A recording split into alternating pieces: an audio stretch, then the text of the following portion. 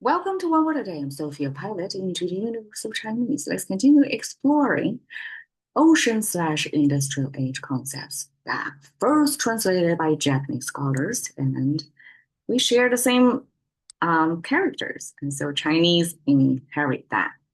Okay, when we see simplified, which I was born into, traditional, they look just one dot difference.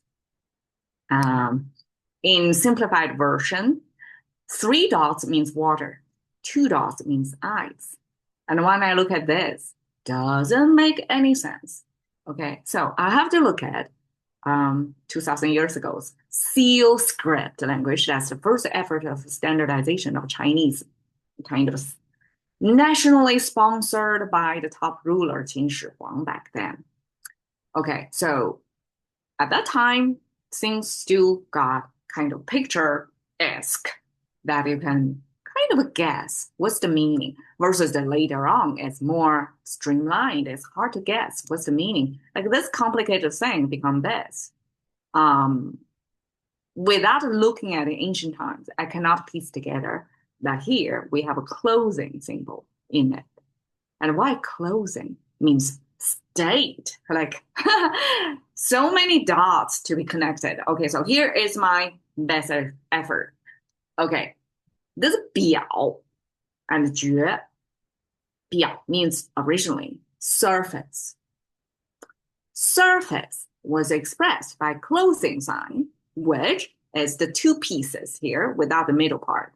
A few episodes ago, we talked about 5-finger hand symbol, and it kind of look like hair symbol. So somebody have to add a differentiator by adding this tilted line on the middle vertical line. If it tilts toward the left, that means the hair, animal hair, fur. And then if it's tilted toward the right, it's a human hand symbol. And you can see this fur symbol kind of looks like fur, right? It's kind of fluffy. It's going horizontal. And we have, besides this fur symbol in the middle, the rest of them form the concept of clothing. If you can imagine a little bit of how traditional Chinese clothing looks like, they have this wrapped neckline. It's kind of one side of the neckline folded on top of the other. And I mean, depends on your class level. There are different, I guess, layers of like getting more and more intricate, things like that. But this wrapped neckline is a signature of a Chinese clothing. And then the back side of it was said to be the back neckline that has a dart in it, so that it kind of conform to the human body, that we have a little bit roundish thing on the back neckline. So here is the front neckline, and here is the back neckline. We didn't draw out the whole clothing, just draw out the neckline. And that's enough to show people visually, oh, that's clothing. So using partial to represent the whole is a common language trick for Chinese language creators. So clothing paired with hair or fur, why it means surface and why it means state here. Okay, here's a dot connecting. The surface was expressed by fur coat. So when we have this fur paired with clothing, right? Fur clothing, that's fur coat. And here is the deduction. Okay, according to scholars, this is their imagination. And I think that makes sense. When we wear fur coat, oftentimes the fur was facing out. Is that true? Okay, when we wear fur coat, the fur goes out. And then we have inside the skin side of the fur. I mean, it's animal cruelty, so not going further over there, but apparently Chinese also have fur coat as expressed in here. And we use that to show you the surface of the clothing, which is the fur side of the clothing. And we use this fur coat to give you the sense of we're talking about the surface of that fur side. Okay. So the surface besides clothing, or it starts from clothing. And then people start to transfer and carry over the meaning of the surface to other context. Here it becomes state. It's simply because what is state or statement? It's a surfacing of your opinion. Opinion, oftentimes, before it gets opinionated, is internal. You have a view on something.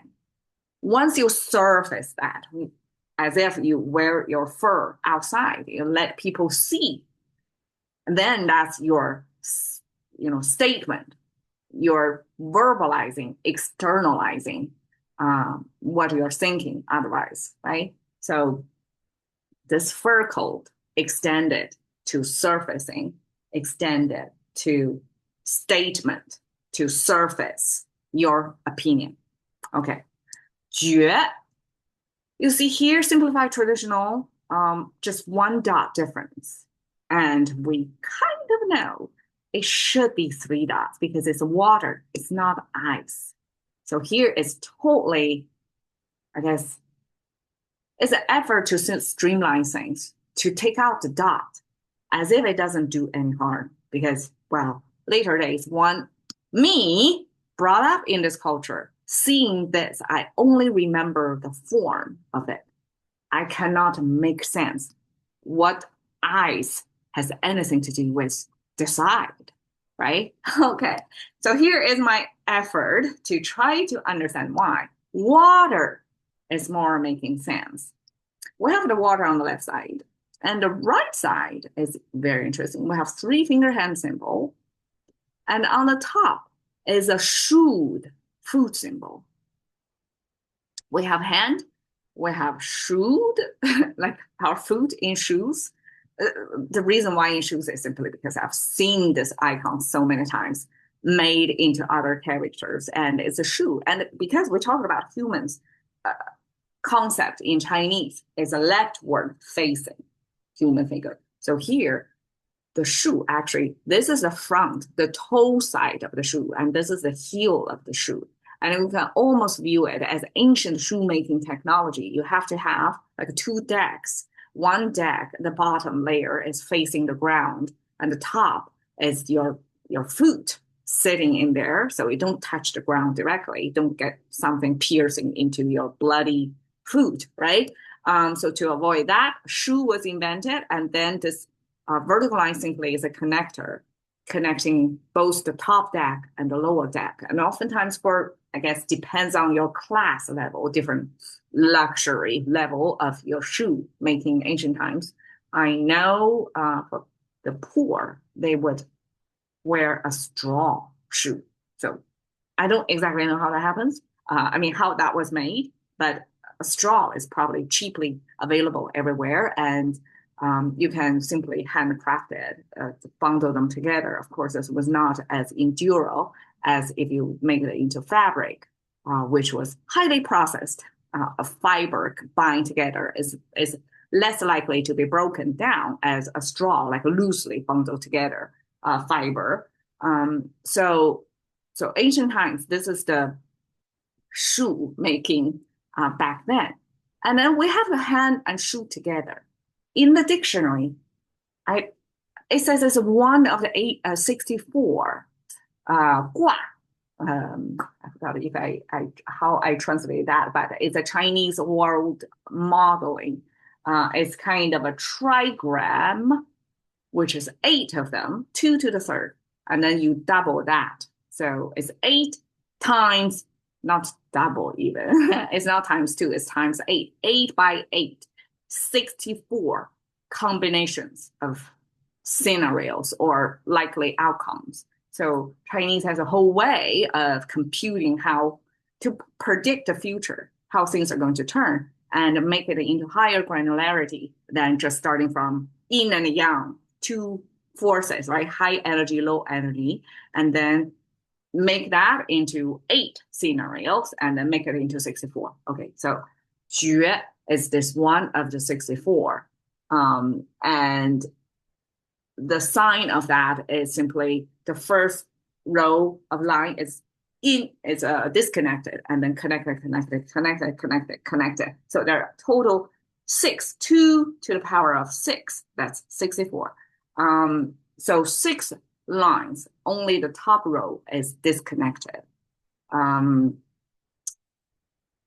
this one of the 64 doesn't really make any meaningful sense for our purpose here to unpack why it means decide. Besides, it could be meant as a particular kind of proper name for a particular river, local river somewhere flowing in China's today's China, but ancient context, like some river called that. But why it's decide? According to scholars, this decide is associated with the way water flow. We know water always flow from high to low ground simply because water is a fluid thing. It doesn't come in one shape, right? And it will seek its low ground because of gravity is pulling it down. Okay, by now we can all explain that. Ancient times, people just have the observation without all the theory behind it. But then this observation of why decisively that water have to go from high ground to low ground. Why on the right side, I have the hand symbol and the shoe symbol in there. My best interpretation is, well, 2 ways you can read that. That hand, right? It's 3-finger hand symbol and the shoe symbol. By that, we know that one is high ground, one is low ground. Then you say, why the shoe is stepping on top of the hand? It doesn't make sense.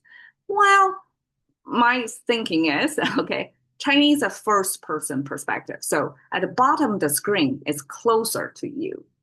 And you can see the right hand is right from the bottom of the screen. The hand is closer to you versus the foot, the shoed foot is further away from you. And it could mean away, the distance from your hand.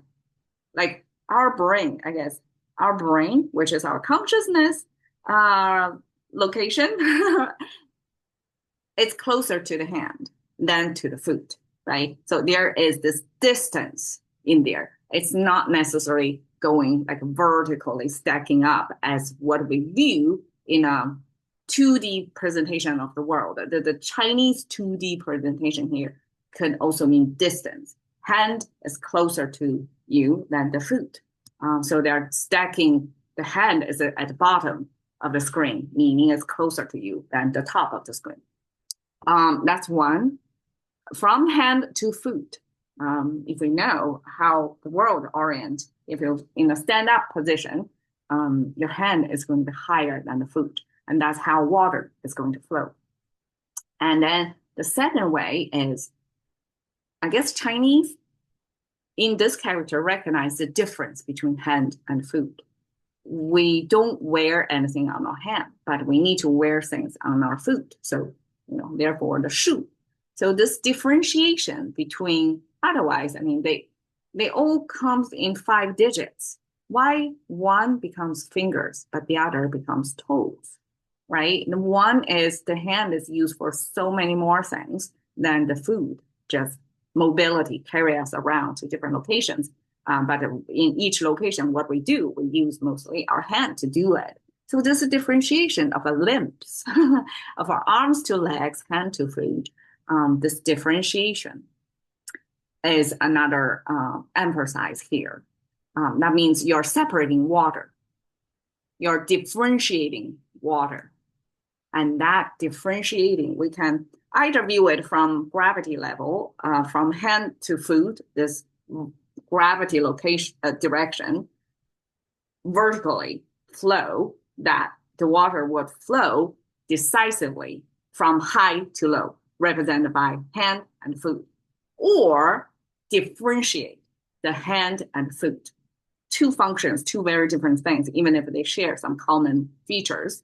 But the water is going to be be separated into the 2 branches. So it's like main water and separate, diverge. So that could also relate to the concept of decide. But in any case, traditional Chinese is faithfully reflecting the left side is water, is related to the movement of water, either flowing high ground to low ground or flowing separate into separate channels. You have to decide where you want to go. So either case, it can make the concept of decide because the water will decisively move. It's predictable, move from high to low ground. Or the water, when it faces the divergence of hand and foot, like it has to decide where to go, right? So state your decision is a Chinese way to say cast your ballots. And I think Japanese scholars did a great job of what this ballot is about, is to surface your decision. Thank you for your time. See you another day.